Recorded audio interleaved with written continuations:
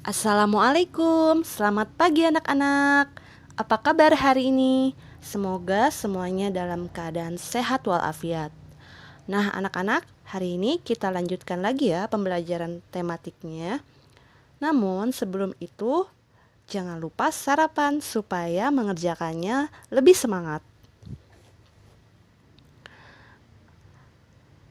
Nah, anak-anak, hari ini kita masih mempelajari tema hidup rukun ya.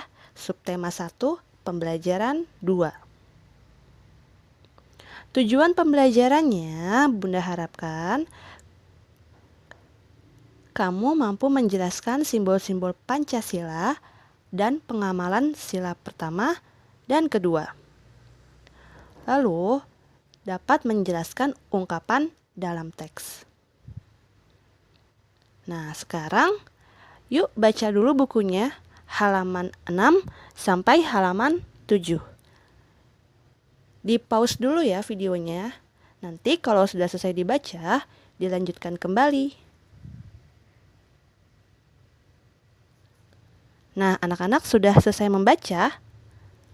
Kalau begitu, langsung saja yuk kita simak video berikut ini. Halo anak-anak, di papan tulis ada sebuah gambar. Gambar apakah ini? Benar, ini gambar Garuda Pancasila. Di dalam gambar Garuda Pancasila terdapat lambang sila-sila Pancasila. Hari ini kita akan belajar mengenal lambang sila-sila Pancasila. Makna lambang negara Republik Indonesia terdapat pada perisai yang dikalungkan, melambangkan pertahanan Indonesia. Pada perisai mengandung 5 buah simbol yang masing-masing simbol melambangkan sila-sila dari Pancasila. Simbol bintang merupakan lambang sila pertama Pancasila, yaitu ketuhanan yang Maha Esa, yang memiliki arti bahwa kebebasan bagi seluruh masyarakat untuk memeluk agamanya masing-masing. Simbol rantai merupakan lambang sila kedua Pancasila, yaitu kemanusiaan yang adil dan beradab, yang memiliki arti rasa cinta, kasih, dan kepedulian terhadap sesama manusia. Simbol pohon beringin merupakan lambang sila ketiga Pancasila, yaitu Persatuan Indonesia, yang memiliki arti walau 1000 pulau memisah Nusantara, namun kita tetap satu bangsa, satu negara. Simbol kepala banteng merupakan lambang sila keempat Pancasila, yaitu kerakyatan yang dipimpin oleh hikmat kebijaksanaan dalam permusyawaratan perwakilan, yang memiliki arti suara rakyat adalah suara kesatuan. Simbol padi dan kapas merupakan lambang sila kelima Pancasila, yaitu keadilan sosial bagi seluruh rakyat Indonesia, yang memiliki arti mencapai kesejahteraan yang adil, makmur, damai, dan sentosa. Nah, anak-anak, baru saja kita menyimak bunyi dan simbol dari sila-sila Pancasila. Dan sekarang Bunda mau menjelaskan contoh pengamalan sila pertama dan sila kedua, atau contoh perilaku yang menggambarkan sila pertama dan sila kedua. Disimak baik-baik ya. Nah, tadi kan sila pertama itu bunyinya adalah tentang ketuhanan yang Maha Esa. Jadi di sila pertama ini sikap yang mencerminkannya itu yang berhubungan dengan Tuhan yang Maha Esa. Jadi yang berhubungan dengan keagamaan. Contoh yang pertama yaitu adalah beribadah sesuai dengan agamanya masing-masing. Yang kedua yaitu adalah berdoa sebelum makan. Bukan hanya mau makan saja ya, tapi juga sebelum tidur, sebelum belajar, ya kita harus berdoa.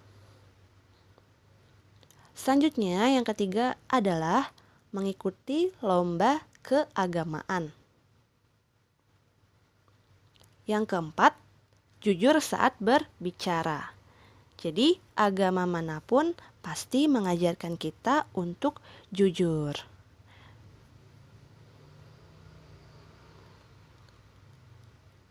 Yang kelima yaitu adalah menaati nasihat orang tua. Ya, jadi agama manapun juga mengajarkan kita untuk berbakti kepada kedua orang tua dan mendengarkan nasihatnya. Jadi, jujur saat berbicara dan menaati nasihat orang tua yaitu adalah termaksud dalam contoh pengamalan sila pertama.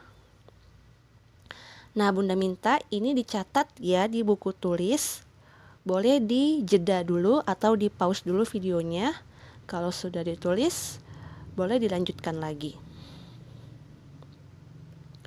Nah, sekarang kita akan membahas contoh pengamalan sila kedua atau contoh kegiatan atau contoh perilaku yang menggambarkan sila kedua. Nah, sila kedua itu bunyinya apa ya? Ya benar, kemanusiaan yang adil dan beradab. Nah, maksud dari sila ini yaitu kita harus mempunyai rasa peduli terhadap sesama. Contoh yang pertama yaitu adalah meminta izin saat meminjam. Yang kedua, menyapa orang tua. Jadi kalau ada orang tua atau orang yang kalian kenal di jalan, jangan lupa disapa. Nah, yang ketiga ini adalah menolong teman. Yang keempat, membantu adik belajar. Nah, jadi di sila kedua ini yaitu berhubungan dengan rasa kepedulian kita terhadap sesama, yaitu bisa saling menolong, saling membantu, sikap sopan santun. Nah, itu termaksud sila kedua ya. Ini juga jangan lupa dicatat ya di buku tulis.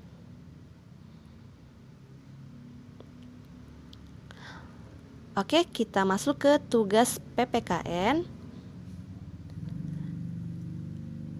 Tugasnya yaitu mencatat contoh pengamalan sila pertama dan sila kedua di buku tulis ya. Yang tadi Bunda tugaskan untuk mencatat di slide sebelumnya, dicatat di buku tulis ya.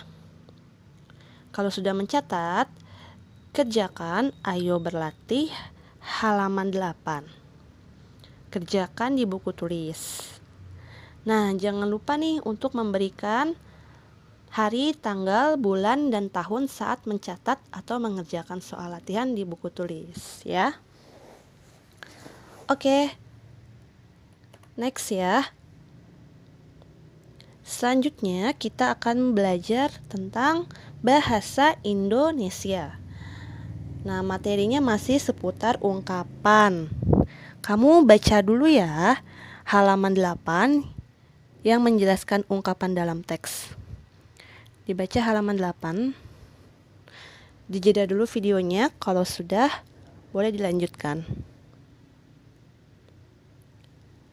Nah, sudah dibaca, Bunda mau mengulang sedikit nih tentang ungkapan. Kemarin kita sudah belajar ya, ungkapan itu apa sih? Nah, ungkapan adalah gabungan beberapa kata yang memiliki makna baru. Di sini Bunda ada contoh kalimat yang memuat ungkapan atau contoh kalimat yang di dalamnya ada ungkapannya. Nah, yang pertama nih, coba dibaca bersama-sama. Dedi adalah anak yang murah hati. Kemarin kita sudah belajar ya, murah hati apa artinya? Siapa yang masih ingat? Ya, murah hati adalah suka memberi. Jadi artinya Dedi adalah anak yang suka memberi. Contoh yang kedua, Nina adalah anak yang rendah hati. Apa artinya rendah hati? Ya, rendah hati artinya adalah tidak sombong.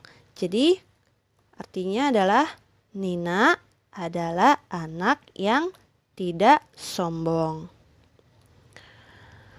Yang ketiga, ibuku sudah banyak makan asam garam dalam hal membuat kue. Nah, maksudnya di sini bukan ibunya suka makan garam ya, tapi ini ada artinya nih. Apa artinya makan asam garam? Ya, artinya adalah pengalaman. Jadi, ibuku sudah banyak pengalaman dalam hal membuat kue. Jadi, ibunya sudah sering membuat kue, ya. Sudah berpengalaman, sudah hebat atau sudah jago. Nah, yang keempat, kita harus menyelesaikan masalah dengan kepala dingin. Apa ya kepala dingin?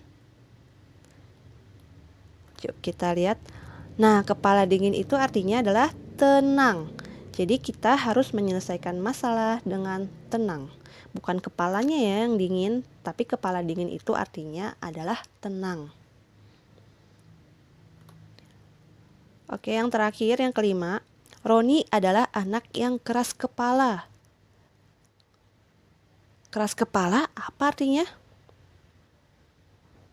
Roni adalah anak yang tidak mau dinasihati orang lain. Jadi bukan kepalanya yang keras, tapi Roni adalah anak yang tidak mau dinasihati orang lain. Jadi dia teguh terhadap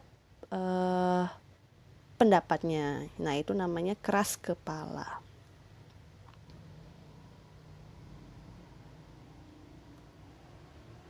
Nah, di sini Bunda ada banyak ungkapan. Coba kita baca ya.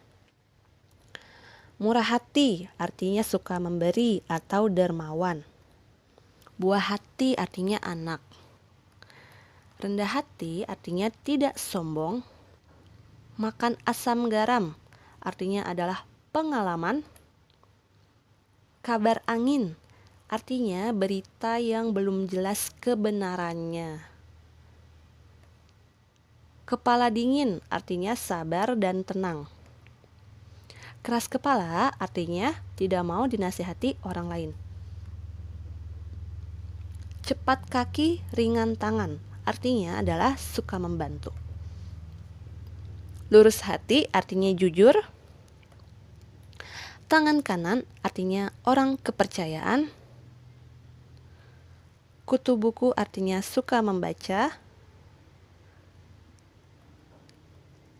Buah bibir artinya bahan pembicaraan. Turun tangan artinya ikut membantu. Banting tulang artinya kerja keras. Banyak akal artinya pandai. Tinggi hati artinya sombong. Buah tangan artinya oleh-oleh. Berat hati artinya tidak tega. Besar kepala artinya sombong. Besar kepala dan tinggi hati artinya sama ya. Bintang lapangan artinya pemain andalan. Nah, tulang punggung artinya orang yang bertanggung jawab untuk menghidupi atau menafkahi seseorang atau keluarganya. Nah, Bunda minta ini dicatat di buku tulis ya, ungkapannya ya. Semuanya ini yang Bunda baru saja bacakan. Nah, sekarang coba kalian lihat halaman 9. Perhatikan percakapannya antara Siti dan Doni. Dengarkan baik-baik ya sambil dibaca. Siti dulu ya. Don, benarkah kamu sedang bermusuhan dengan Ida? Tentu saja tidak, Siti. Ida kan adikku. Kemarin aku mendengar dari Badu. Itu hanya kabar angin saja. Sebenarnya apa yang terjadi? Kami memang berbeda pendapat. Namun, kami segera menyelesaikan dengan kepala dingin. Oh, syukurlah kalau begitu. Kadang-kadang Ida memang keras kepala. Sebagai kakak, aku harus memahaminya. Kamu memang kakak yang baik, Don. Nah, itu dia nih percakapan antara Siti dan Doni. Nah, di dalam percakapan ini terdapat ungkapan. Coba kamu cari ungkapan tersebut. Ya, ungkapannya itu ada di ungkapan yang tadi Bunda baca sebelumnya. Ya, jadi ada 3 ungkapan nih di dalam percakapan ini. Kira-kira apa ya? Coba kamu cari ya. Nah, kalau sudah, ini dia tugasnya. Maaf. Nah, ini dia tugas bahasa Indonesianya. Pertama, bacalah teks percakapan Siti dan Doni ya, halaman 9. Lalu tuliskan ungkapan yang terdapat dalam teks tersebut beserta artinya. Lalu buatlah kalimat menggunakan ungkapan tersebut. Contoh, misalkan di dalam percakapan tersebut misalkan ada kata buah hati. Buah hati itu kan ungkapan ya. Buah hati itu artinya apa? Anak. Nah, kamu tulis ya. Buah hati artinya anak. Nah, setelah itu kamu buat kalimat dari kata buah hati ini ya. Aku adalah buah hati kedua orang tuaku. Nah, seperti itu ya. Nah, kerjakannya di buku tulis. Jangan lupa untuk menuliskan hari, tanggal, bulan, dan tahun saat mencatat atau mengerjakan soal latihan di buku tulis.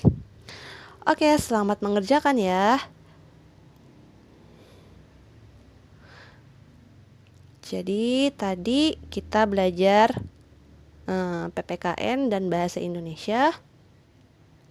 Jangan lupa dicatat catatan yang Bunda perintahkan, juga dikerjakan tugas-tugasnya. Selamat mengerjakan ya. Wassalamualaikum warahmatullahi wabarakatuh.